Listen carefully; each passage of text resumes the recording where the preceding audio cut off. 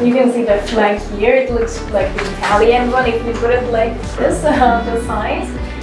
So many times I see the Italian flag and I get happy for a second, like, oh, maybe it's the Hungarian one. Red, it stands for power. And so many hundreds of years ago, the symbol, so the flag was only red.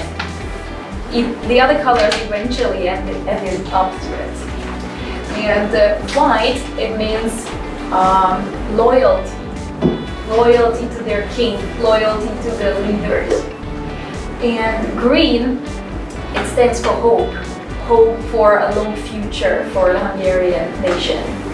Usually, the flag is used together with this symbol, but they can be used separately, so there's no rule regarding that.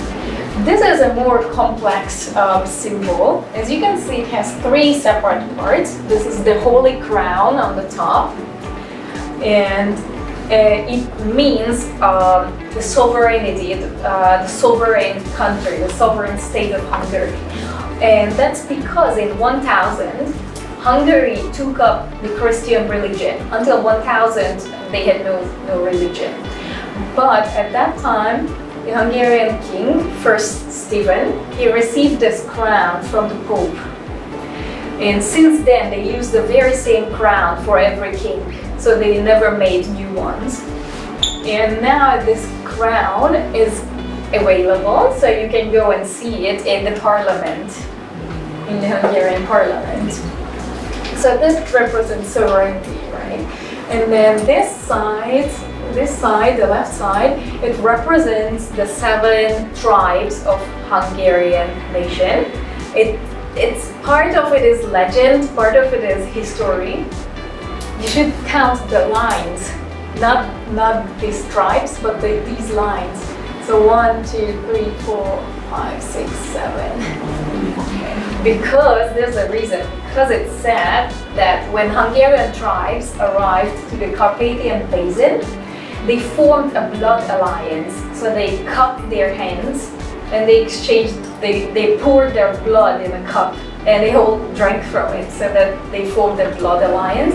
And I think these lines, they represent the cuts they made on their hands. Now the right side, here you can see the double cross. It is said to come from the Byzance.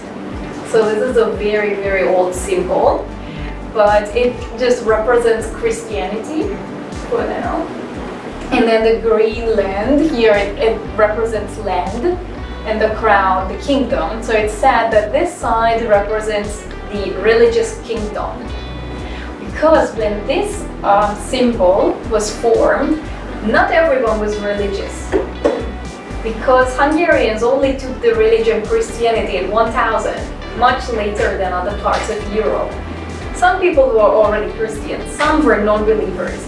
But it represents that the king is the leader of all of them.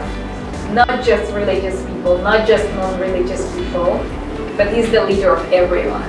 So this is for the religious people and this is for the non-religious people. But now, of course, everyone more or less is in the Christian religion, so that's not so relevant. But that's one of the reasons. But there are many interpretations for these symbols, and they're not really unified. So this is just one version that I told you today. Maybe you're going to hear other versions from other people.